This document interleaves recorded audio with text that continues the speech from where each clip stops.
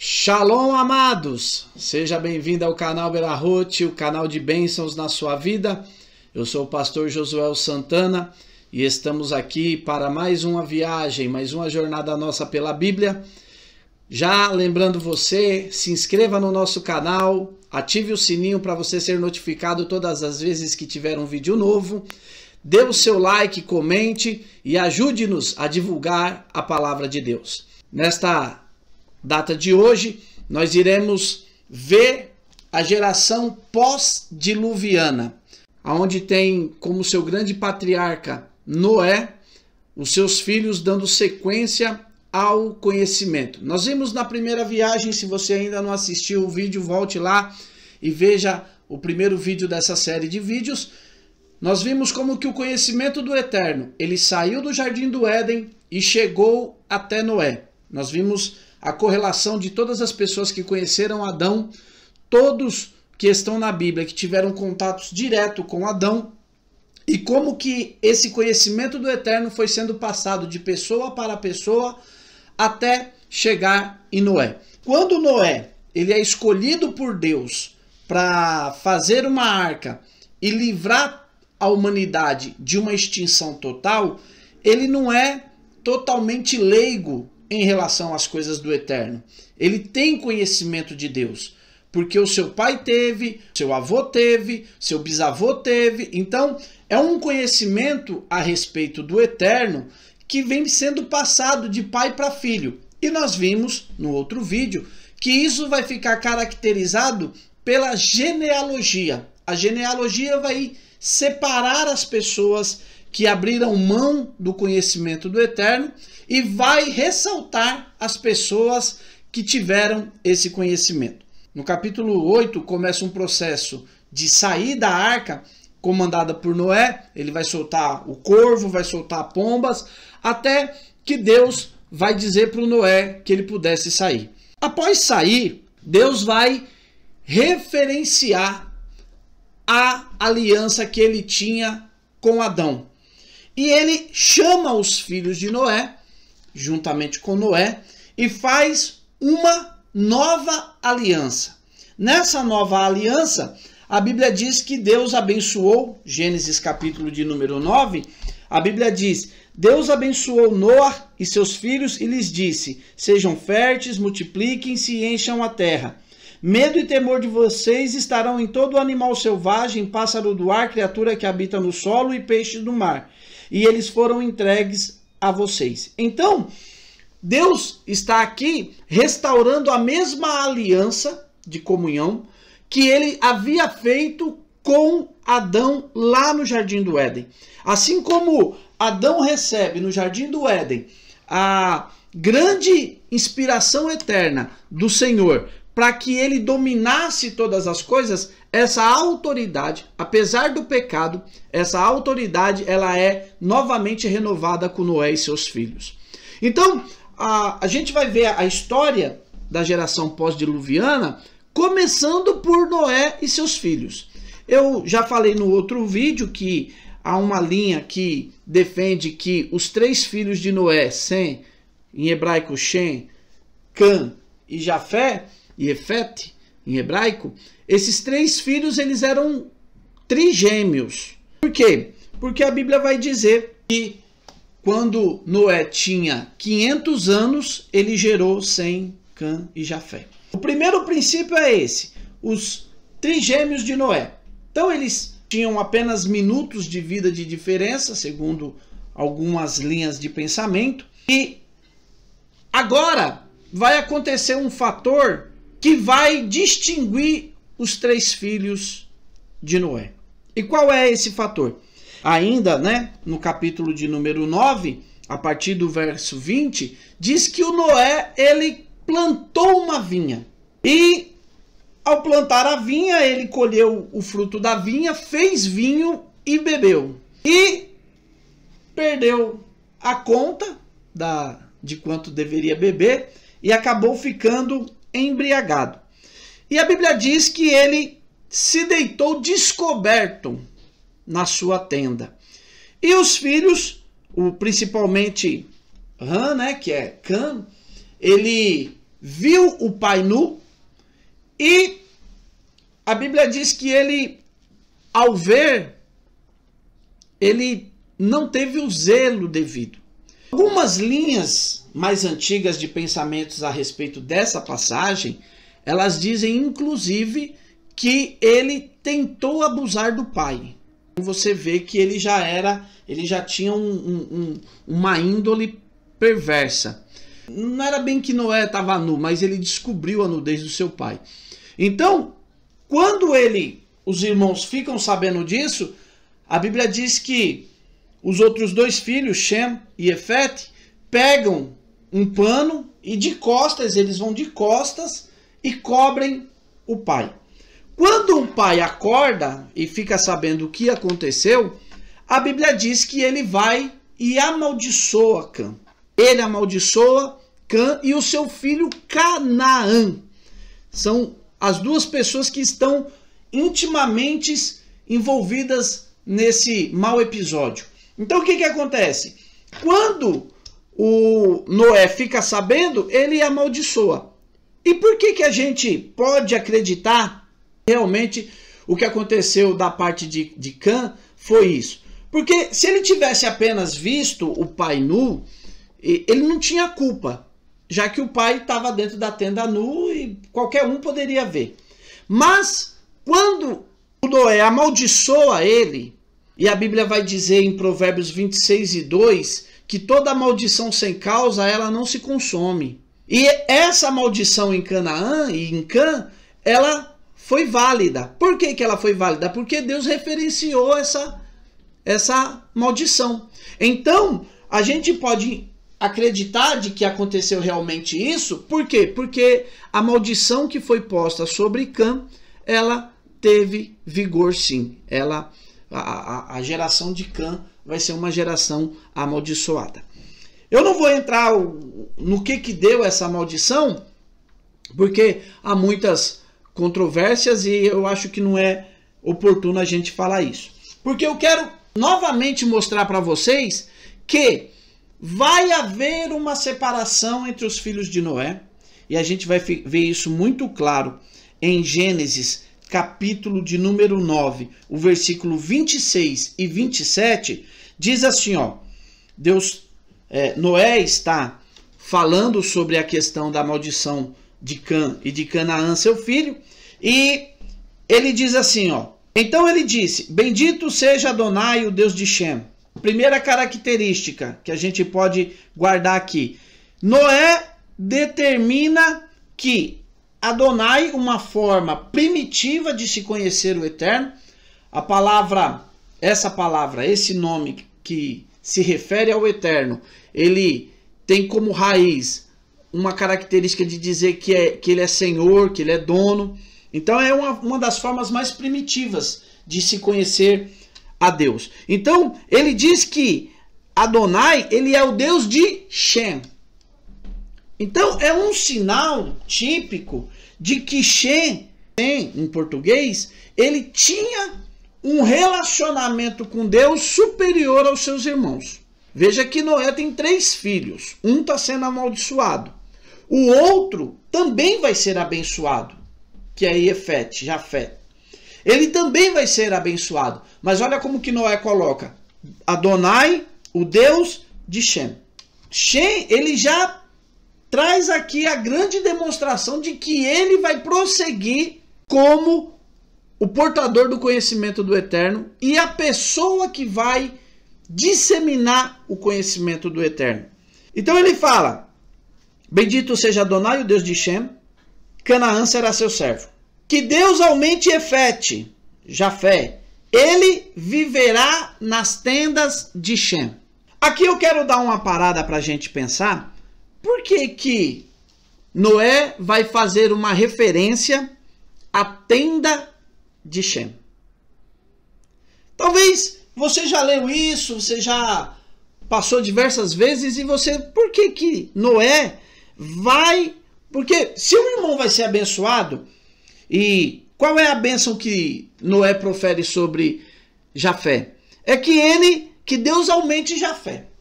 Então, se Deus aumente Jafé, quando a Bíblia fala que Deus aumente, é um sinal de que Deus prospere em todos os sentidos a vida de Jafé.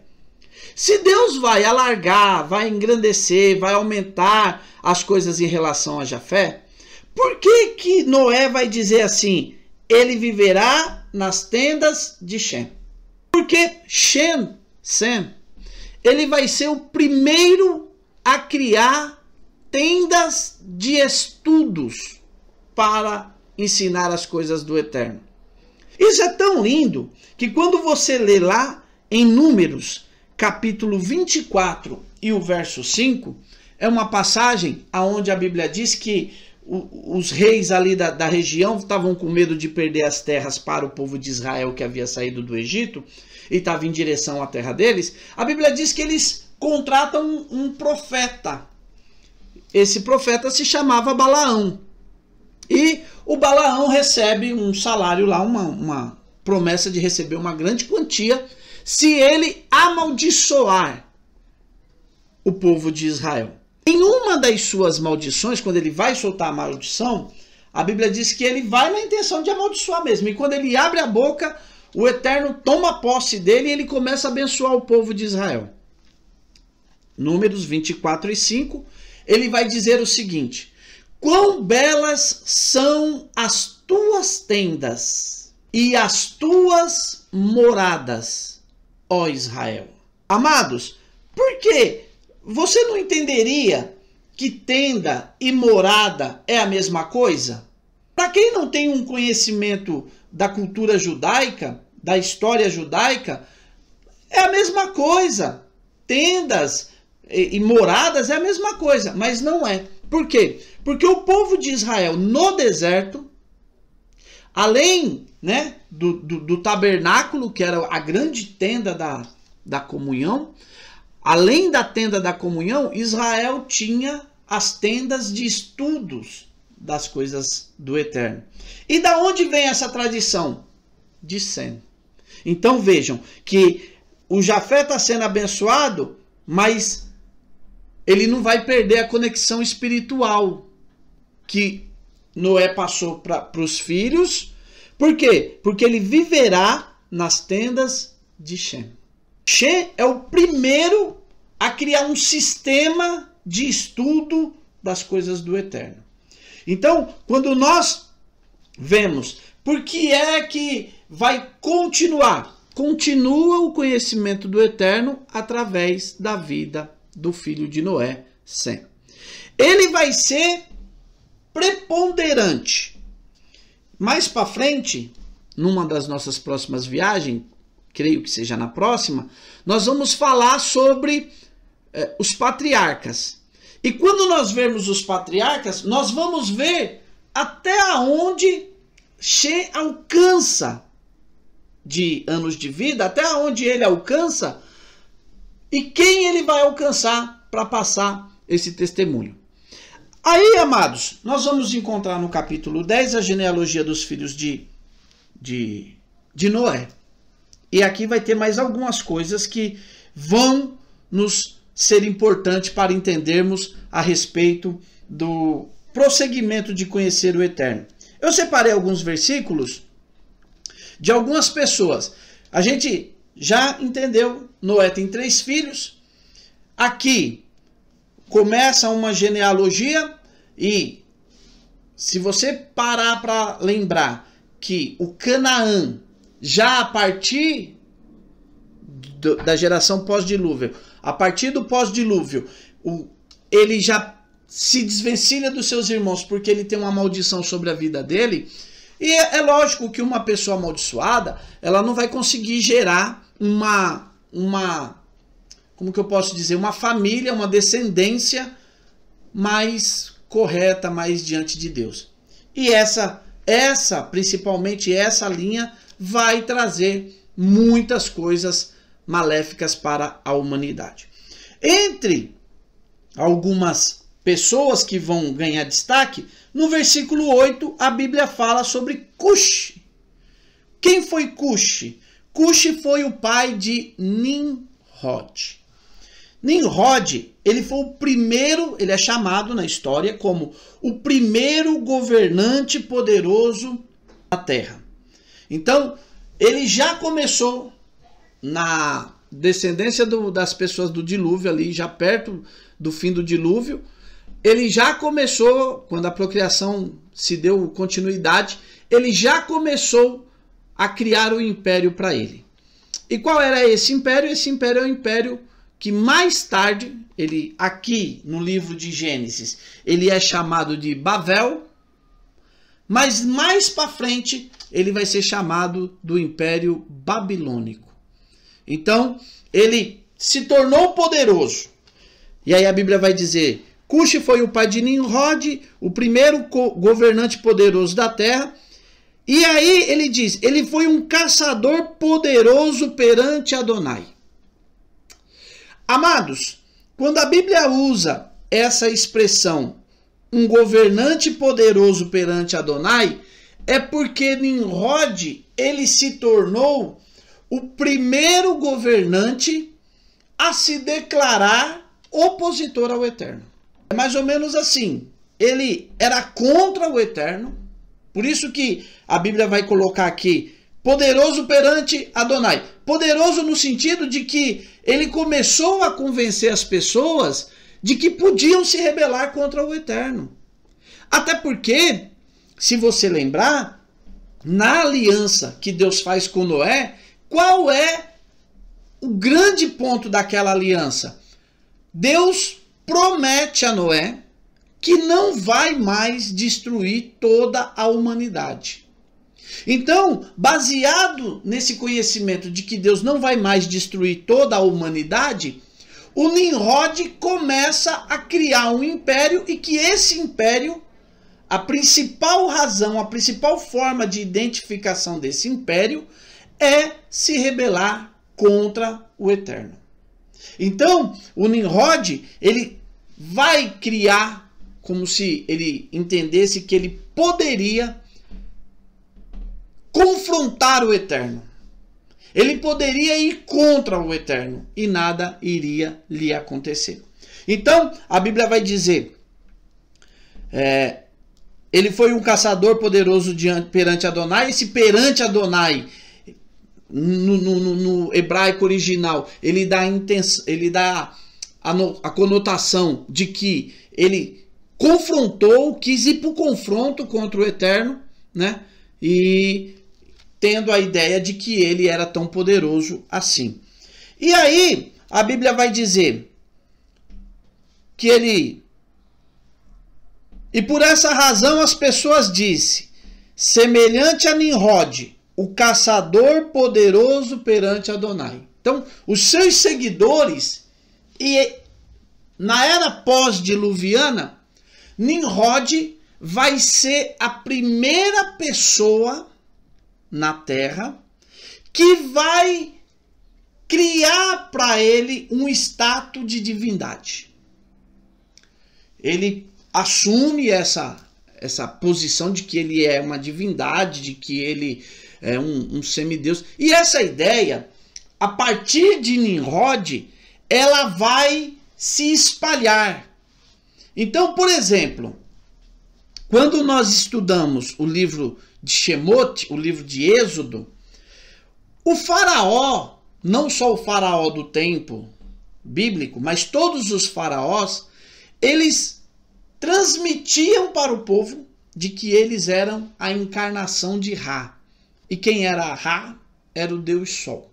Então, é como se eles fossem um filho de Ra. Eles eram a personificação humana de Ra. Então, o que significa isso? Eles estão buscando essa identidade de ser considerado, mesmo sendo humano, como um Deus. E não parou aí não. Até os nossos dias atuais existem pessoas aí que acham que são deuses, né? Mas o Nimrod, ele se torna poderosíssimo, e nós vamos ver mais para frente, quando falarmos de Abraão, o que ele fazia, e ele cria o primeiro reino, que era o chamado reino babilônico. A Bíblia diz que ele era caçador. em hebraico, não é só um caçador de que saía para caçar. Era um caçador que ele aprisionava a mente das pessoas. Ele tinha uma lábia. E qual é o grande princípio, qual é o grande êxito desses grandes líderes que se acham deuses acima do bem e do mal? Eles sempre são pessoas que falam bem, têm uma boa retórica, uma boa dialética. Então, com isso, ele arrebanhou um grupo de pessoas, e nós vamos ver mais para frente que esse grupo de pessoas, eles vão fazer o quê? Eles vão criar a cidade, a torre, a chamada Torre de Babel. Qual é a grande intenção deles ao criarem a Torre de Babel? A grande intenção deles ao criarem a Torre de Babel era criar um reino que ficasse... Olha, a gente vai olhar e dizer, olha, vamos fazer uma torre que chegue aos céus. Você consegue encontrar uma noção maior de confronto com Deus do que essa? Chegar aos céus não é só chegar nas nuvens. Chegar aos céus olha, nós vamos lá bater na porta de Deus. O conhecimento que eles tinham naquela época era esse. Então, eles fizeram isso e Deus, eu posso dizer com certeza que por infinita misericórdia, não quis matá-los e Deus toma a decisão de mudar a língua deles, porque eles falavam uma só língua e Deus traz vários dialetos, né? E nesses dialetos um não consegue mais entender e o povo acaba tendo que se espalhar pela terra. Então, amados, nós vamos encontrar esse rei. Então, no versículo 24, 10 e 24, nós vamos encontrar o nome de um homem. E o nome desse homem é Eber, em hebraico, Eber em português. Por que o nome de Eber é importante para nós entendermos? Primeiro que Eber vai significar povo que veio do outro lado do rio. Começa a mostrar que o conhecimento do Eterno vai se espalhando. E esse homem, Eber, ele sai dali, ele é bisneto de Noé, ele sai dali da região onde Shem tinha a sua morada e vai para o outro lado do rio. Eber é o pai do que nós conhecemos na Bíblia como hebreus. Ele é o pai dos hebreus. Os hebreus são os filhos de Eber. Então, nós vamos aqui começar a encontrar, entre tantas coisas, uma definição de uma linhagem. E essa linhagem é a linhagem que vai guardar o nome do Eterno. Então, Eber, ele vai ter 2 filhos, um vai se chamar Peleg e o outro vai se chamar Joctão. Então, são 2 filhos que ele tem. E, segundo alguns relatos mais antigos, Eber era um homem que tinha o espírito da profecia nele. Então, quando ele tem o primeiro filho, ele coloca o nome de Peleg. Por quê? Porque ele está dizendo que o mundo vai se dividir. E lá na frente a gente vai ver que o mundo se dividiu. Então, começa a se separar. É mais ou menos assim. Começa a se juntar quem não gosta do Eterno contra quem gosta do Eterno. Então, uma linha que guarda o ensinamento do Eterno fica de um lado e quem não guarda o conhecimento do Eterno fica de outro lado. E Eber vai começar aqui, vejam só, Gênesis 10 e 24, começa aqui a história dos hebreus. É importante você entender porque vai se afunilar a história e eles vão ser chamados de hebreus. Depois, dentre os hebreus, vai ter os israelitas. Dentre os israelitas vai ter os judeus. Mais para frente nós vamos estudar tudo isso, ver como que aconteceu cada fase dessa. Mas aqui começa o nascimento do povo hebreu. E por que é importante a gente saber que aqui começou o nascimento do povo hebreu? Porque através dos filhos desse homem, de Eber em português, a Bíblia vai dar a continuidade da sua história. E